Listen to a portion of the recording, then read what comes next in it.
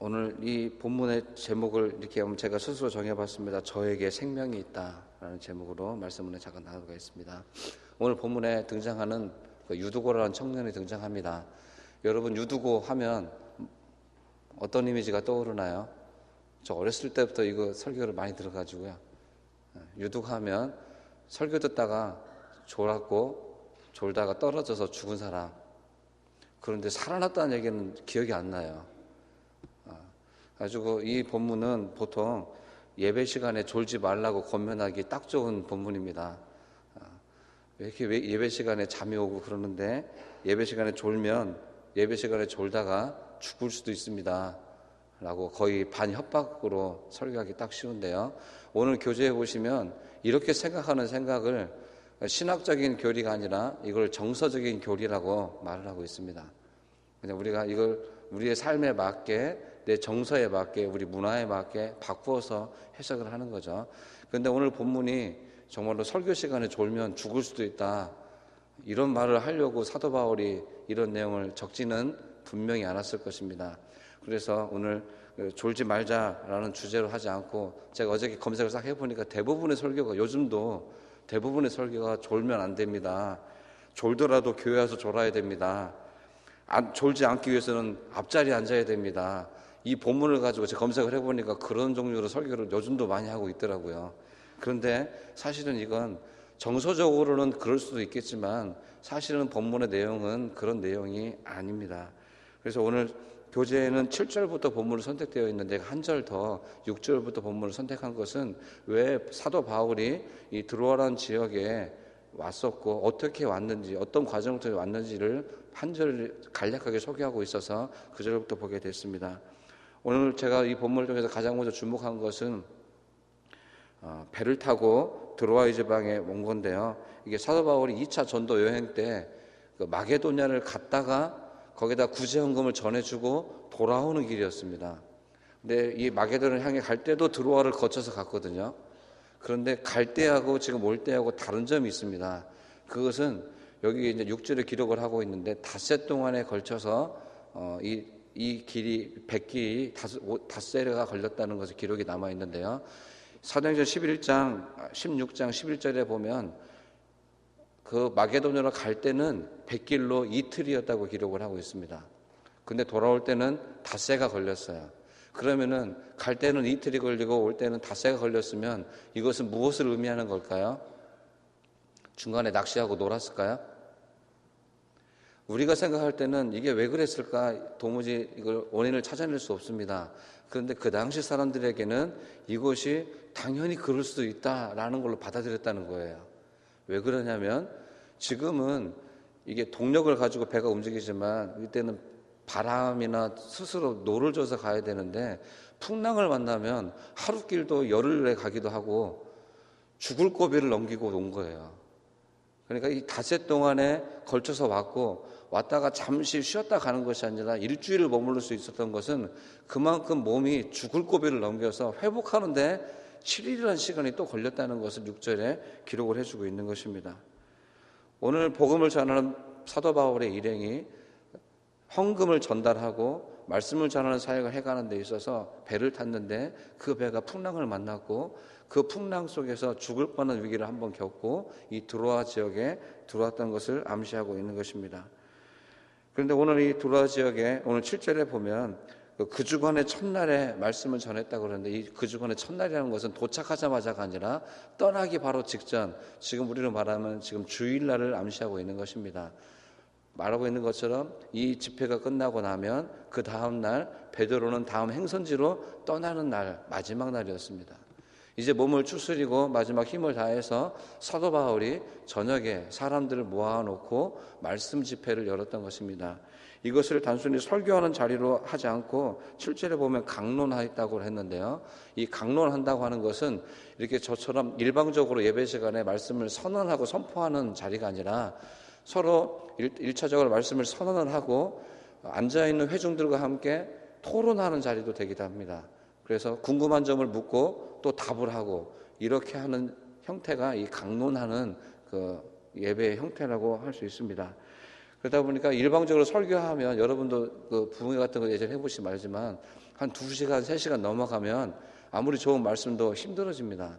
그런데 이렇게 토론 형태로 강론 형태 되면 시간 가는 줄 모르고 얘기할 수 있습니다. 왜냐하면 내가 궁금한 점을 묻고 궁금한 점을 해결을 받고 하다 보니까 여러 사람의 이야기를 들으면서 이 시간이 오래도록 지체된 것입니다. 그 시간을 밤중까지 진행되었다고 그러는데 약 우리 시간으로 12시까지 진행을 한 것으로 보게 됩니다. 12시까지 많은 사람들이 조그만 공간에 모여서 설교 이 강론이 진행되었습니다. 근데 그 중간에 한 인물을 구체적인 그 실명을 거론하고 있죠. 그 사람이 유두고라는 사람입니다. 유두고는 그 당시에 있었던 흔한 노예의 이름 가운데 하나입니다. 그냥 개똥이나 말똥이, 소똥이 이런 정도의 이름 정도의 하나입니다. 그러니까 그 이름으로 추정해 볼 수 있는 것은 이 사람이 노예라는 것을 생각해 볼 수 있겠습니다. 지금까지 이렇게 말씀드리는 것은요, 왜 이 사람이 졸 수밖에 없었을까를 제가 추적해 보는 거예요. 유두고가 왜 졸았을까요? 단순히 그냥 말씀이 들리지 않아서 좋은 게 아닙니다. 그가 왜 창가에 앉았을까요? 왜 창가에 앉았을까요? 저는 여러분들은 잘 모르겠지만 제가 만약에 졸려고 마음을 먹고 빨리 집에 가려고 마음을 먹었으면 창가에 앉지 않습니다. 왜냐하면 창가에 앉으면 너무 잘 보이잖아요. 이렇게 이런데 어딘가에 걸터 앉으면은 회중석에 앉는 것이 아니라 어딘가 걸터 앉으면 앞에 선 사람에게 너무너무 잘 보여요. 그러니까 저는 그걸 아니까 할 수만 있으면 그런데 눈에 띄는 자리를 앉지 않을 겁니다. 그리고 졸려고 미리 마음을 먹었으면 기둥 뒤나 아니면 저 맨 뒤에 앞에 큰 사람 뒤에 앉아서 조용히 있다가 자고 나갈 거예요. 근데 유두고는 창가에 앉았다는 것은 제가 지금 이거 저 스스로 한번 찾아본 것입니다. 8절에 보니까 등불을 많이 켰습니다. 지금 저희들처럼 LED 등을 킨 게 아니라 횃불을 킨 거예요. 그럼 횃불을 켜면 이게 뜨거운 열기가 위로 올라가죠. 그리고 잠이 올 수밖에 없고 시간이 지나고 아무리 졸지 않으려고 해도 노동자가 하루 종일 열심히 일을 하고 밤 늦도록 강론이 이어지게 되면 자기 의지와 상관없이 졸음이 쏟아져요. 그러면 이 유두고라는 청년이 처음부터 창가에 앉았던 것이 아니라 이 졸음을 극복하기 위해서 창가로 공기가 부는 숨을 쉴 수 있는 창가에 앉았다라고 생각해 볼 수 있지 않겠나 싶습니다. 그런데 그럼에도 불구하고 그는 이 졸음을 극복하지 못하고 졸다가 떨어졌습니다. 흔한 말로 그렇습니다. 요즘은 그렇습니다. 성도를 졸게 하는 것은 성도의 문제가 아니라 설교자의 문제일 수도 있다. 졸지 않게 설교하면 되는데 얼마나 설교를 못하면 성도들이 졸음에 빠지는가. 그래서 설교자가 회개하고 그래야 된다. 이제 그런 말도 하기도 하는데요. 어찌됐든 간에 유두고는 이 졸음을 이기지 못하고 떨어졌습니다. 근데 더 구체적으로 말하는 것은 이 9절에 보면요. 이 위치가 3층이라는 거예요. 3층에서 떨어졌습니다. 저희 집도 3층인데요. 3층에서 떨어지면 죽을 수도 있구나. 이 생각을 해봤습니다. 어떻게 그 당시 문화에서 3층 집에서 이 집회가 열려졌을까? 제가 생각할 때는 저보다 단층 집이었을 확률이 높은데 3층이라고는 높은 집에 그러면 3층 쪽으로 쌓으려면 공간이 작았을 건데 그 작은 공간에 많은 사람이 모여서 말씀을 들었을 것입니다.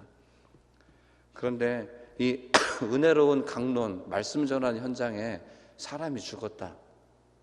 이제 문제가 생겼습니다. 은혜로운 순간에 정말 좋은 말씀, 예수님에 관련된 말씀이었겠죠. 바울이 만났던 말씀, 내가 이런 풍랑을 뚫고 많은 사람들 앞에 이런 삶을 살 수밖에 없도록 만들었던 그분이 바로 예수 그리스도다 라는 말씀을 주제로 아마도 설교를 했을 것입니다. 그런데 이렇게 은혜로운 말씀을 전하고 있는 현장에서 한 사람이 죽었습니다. 그러면 더 이상 이 말씀이 유지되기란 불가능하겠죠. 바울도 그래서 그렇게 했습니다. 그냥 곧바로 뛰어내려왔습니다. 바울만이 아니라 많은 사람이 뛰어내려왔겠죠. 뭘 봤겠습니까? 유두고의 죽음을 본 것입니다. 유두고가 죽었다. 말씀을 듣다가 떨어져 죽었다. 땅바닥에 떨어져 있는 유두고, 이제 그는 시체였습니다. 방금 전까지 살아서 말씀을 듣는 사람이었는데 이제는 한순간에 시체로 바뀌었습니다. 그런데 이 유두가가 죽었다고 선언한 것은 이 본문을 기록한 사람이 누구인가요? 혹시 아십니까? 누가라는 사람입니다. 이 누가는 바울의 전도 여행에 함께 늘 동행했던 사람인데, 동행했던 이유는 복음을 위해서도 동행했지만 바울이 연약하기 때문에, 늘 쓰러지기 때문에 바울 곁에서 육체적인 치료를 위해서 의사로 곁에서 붙여 있던 사람입니다. 직업이 의사예요. 그러니까 다른 사람이 죽었다 그러면 죽었을 수도 있고 살았을 수도 있습니다. 그런데 의사가 이 사람은 죽었습니다라고 말하는 것은 사망 선고를 내린 거나 마찬가지였을 것입니다. 그러니까 의사 누가가 이 사람을 보고 이 사람은 살 소망이 전혀 없이 완전히 생명이 끝났습니다. 죽었습니다. 3층에서 떨어져서 곧바로 그대로 죽었습니다. 라고 말을 하는 것입니다. 근데 바울은 조용히 해라, 떠들지 말아라, 생명이 아직 그에게 있다라고 말을 하는 거예요. 그러면 이것은 무엇을 얘기하는 거냐면, 이걸 해석해 볼 때, 안 죽었는데 죽었다고 했는가 보다, 바울의 눈에는 아직 안 죽었구나 라고 생각해 볼 수 있지만, 아니요, 실제로 죽었던 것입니다. 실제로 죽었는데 바울은 이미 꺼져버린 생명을 향해서 죽었다, 그러니까 끝났다 라고 하고 넘어간 것이 아니라 아직은 아니다 라고 하며, 이것은 이성적인 판단이 아니라 신앙적인, 그 다음에 이 사랑하는 마음으로 그를 향해서 내려갔던 것입니다. 소리치며 많은 말을 하고 있는 사람들에게, 유두고는 말이 없습니다. 죽었기 때문에. 그런데 이 죽은 청년을 바라보는 사람들은 말을 할 수밖에 없었겠죠. 많은 사람들이 말을 했습니다. 왜 어쩌다가 어떻게 이런 일이, 말씀을 듣다가도 죽네, 살려야 될 말씀이 오히려 죽이기도 하는구나, 기타 등등 여러 말들을 나누었을 것입니다. 그런데 바울은 그들에게 떠들지 말아라, 떠들지 말라, 생명이 그에게 있다라고 선포합니다. 그리고 어떤 과정에서 살아난지는 모르겠지만 청년이 살아난 거예요. 바울이 내려가서 했던 것은 무엇입니까? 청년을, 그 몸을 엎드려서 끌어안은 거예요. 보듬어 안았습니다. 보듬어 안고 말하는 거예요. 이 청년을 제발 살려주십시오. 말씀을 들으러 왔던 이 노동자, 힘겨운 삶을 살고 어떻게든지 말씀을 들으려고 했던 이 청년이 말씀을 듣다가 떨어졌습니다. 살려주십시오. 다른 사람은 떠들고 말하고 죽었다는 사실만을 서로 나누고 있을 때, 바울은 홀로 그에게 엎드려서 몸을 안고 그 시체에게 말한 것입니다. 살려주십시오.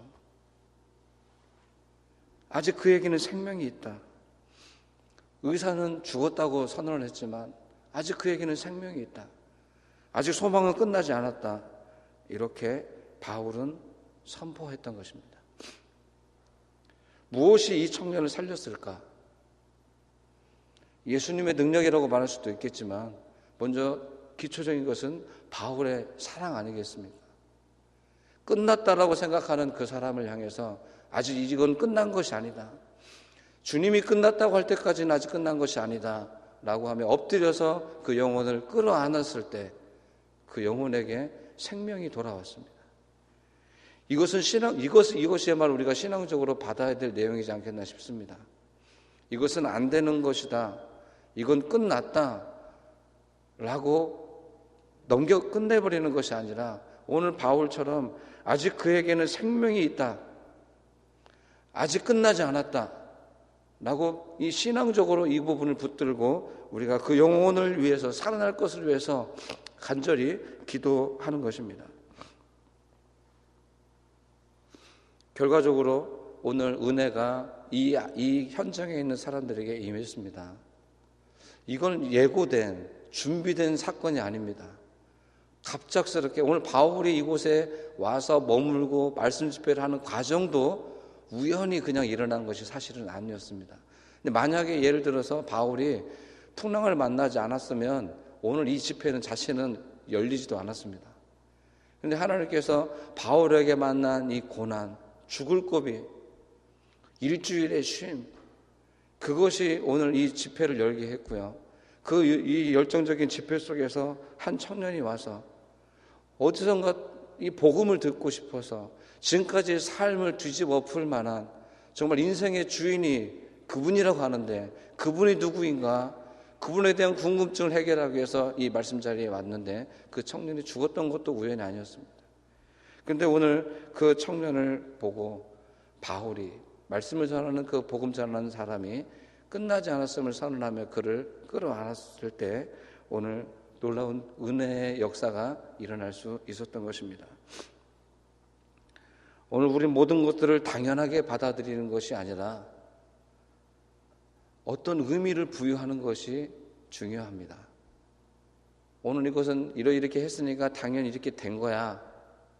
이렇게 됐으니까 그 사람은 끝난 거야. 그렇게 포기하고 넘기기엔 너무 아깝지 않습니까? 하나님의 아직 생명이 남아있다. 아직 그에게는 은혜가 있다. 오늘 내가 그 사람을 품고 안고 있으면 하나님의 은혜가 임할 수도 있다.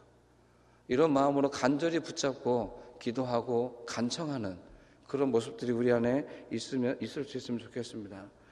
결과적으로 바울이 이 풍랑에 휩싸여서 백길에 고생한 것은 그냥 혼자의 고난이 아니라 오늘 한 지역에 말씀을 전하고 오늘 뒤에 11절 12절 보시면요, 그 이후에도 오랫동안 이야기가 이어졌습니다. 오랫동안이 언제까지였습니까? 11절에요. 날이 셀 때까지입니다. 밤새도록 이야기가 이어졌는데 이제 유두고가 살아난 다음에 이어진 이야기는 유두고의 이야기예요. 한동안 사람들이 이 청년의 살아난 이야기, 어떻게 이 청년이 살아날 수 있었을까? 바울이 어떻게 기도했으면 그렇게 살아날 수 있었을까? 우리도 그렇게 할 수 있을까? 아마 그런 기타 등등의 이야기로 밤새도록 그들은 이야기하기를 쉬지 않았습니다. 방금 전까지 시신 앞에서 떠벌렸던 그런 이야기가 아니라 한순간에 이야기 주제가 바뀌었습니다. 어떻게 이런 일이 벌어졌나? 예수님이 과연 어떤 분이시기에 이런 능력이 일어났는가? 오늘 우리 마을에도 이런 일들이 계속 지속적으로 있을 수 있을까? 기타 등등 이야기가 완전히 이야기 주제가 변환되었던 것입니다. 사람들이 이제 살아난 청년을 데리고 와서 적지 않게 위로를 받았다. 많은 위로를 받았다는 것입니다. 한 사람을 통해서 많은 사람이 위로를 받았습니다. 우리에게도 희망이 있구나. 우리에게도 함께 할 수 있는 그 누군가가 있구나. 이렇게 함께 모여서 함께 사랑하면, 함께 끌어안으면 솟아나게 되는 은혜가 있구나 라고 하는 것을, 그 사실을 알려준 것을 통해서 그들에게는 위로가 되었던 것입니다. 한 사람의 죽음이 죽음으로 끝나는 것이 아니라 죽을 수밖에 없는 사람이 살아나게 되면, 은혜 받을 수 없는 사람이 은혜를 받게 되면 그 사람으로 그 사람만 사는 것이 아니라 주변에 있는 사람들까지 큰 위로, 큰 힘을 받게 되었던 것입니다. 오늘 그런 일들이 오늘 우리 주변에도 일어날 수 있으면 좋겠습니다. 오늘 우리가 소망이 없고 힘들어하고 힘겨워하고 있는 사람에게 불쌍하긴 하지만 어쩔 수 없지라고 그냥 말만 하는 것이 아니라 오늘 바울처럼 달려내려가서 그를 끌어안고 그를 향해서 비난하는 사람들을 향해 떠들지 마십시오. 아직 하나님이 이 사람에게 하실 일이 남아 있습니다. 아직 생명이 남아 있습니다라고 끌어안을 수 있는 바울이 오늘 이 새벽에 말씀 듣는 여러분, 저와 여러분이 될 수 있기를 소망합니다. 그러면 하나님께서 그 끌어안은 그 생명을 살리셔서 살아있는 우리에게 또다시 말씀하실 것입니다. 위로하실 것입니다. 하나님이 선신령처럼 우리에게 말씀하시는 것이 아니라 그 기적처럼 살아난 그 사람을 통해서 위로해 주실 것입니다. 함께한 그 바울 같은 사람을 통해서 큰 위로를 더불어 살고 있는 우리에게 위로해 주실 수 있는 것입니다. 오늘 아직 생명이 그에게 있습니다. 이 민족의 운명이 끝난 것이 아니라 아직 생명이 있습니다. 우리 지역과 우리 공동체, 그리고 누군가로부터 자꾸 상처받고 있는 사람에게도 여전히 생명이 남아 있습니다. 누군가는 그분을 끌어안으셔야 됩니다. 힘들어하는 사람에게 다가가셔야 됩니다. 그리고 주님의 위로로 위로를 전하는 것이 바로 저와 여러분이 하셔야 될 귀한 사명이지 않겠나 싶습니다. 기도하겠습니다. 하나님, 오늘 우리에게 생명을 주셨음에 감사합니다. 오늘 우리가 부여받은 이 생명을 통해 죽어가는 생명, 상처받은 영혼에게 달려가서 오늘 바울처럼 생명이 그에게 있다고 선언할 수 있는 믿음을 주시옵소서. 그리고 그런 능력은 우리의 힘으로 나는 것이 아니라 하늘로부터 임하는 것임을 저희가 믿습니다. 하나님, 그 불쌍한 영혼을 살려달라고 기도할 때 의인의 기도는 강구하는 힘이 있어서 병자를 고치고 죽은 자를 살리신다는 그 말씀이 오늘 우리 삶 속에서 일어날 수 있는 은혜를 주시옵소서. 그래서 그 일을 통하여서 큰 위로가 우리 교회와 이 지역에 오래도록 퍼져나갈 수 있도록 도와주시옵소서. 예수님 이름으로 기도합니다. 아멘. 오늘 실천을 이렇게 한번 제가 정해봤습니다. 오늘 상처받은 사람에게 한 번쯤 다가가서 그에게 따뜻한 언어로 격려하고, 아직 너에게는 소망이 있다, 하나님이 너를 도와주실 것이다 라고 위로의 말을 전해줄 수 있는 여러분 되기를 바랍니다. 주기도문으로 예배 마치겠습니다. 하늘에 계신 우리 아버지, 아버지의 이름을 거룩하게 하시며 아버지의 나라가 오게 하시며 아버지의 뜻이 하늘에서와 같이 땅에서도 이루어지게 하소서. 오늘 우리에게 일용할 양식을 주시고 우리가 우리에게 잘못한 사람을 용서하여 준 것 같이 우리 죄를 용서하여 주시고 우리를 시험에 빠지지 않게 하시고 악에서 구하소서. 나라와 권능과 영광이 영원히 아버지의 것입니다. 아멘.